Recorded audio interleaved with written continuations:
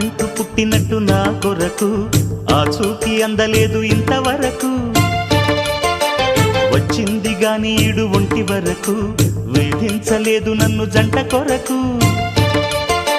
చూశాక ఒక్కసారి ఇంత వెలుగు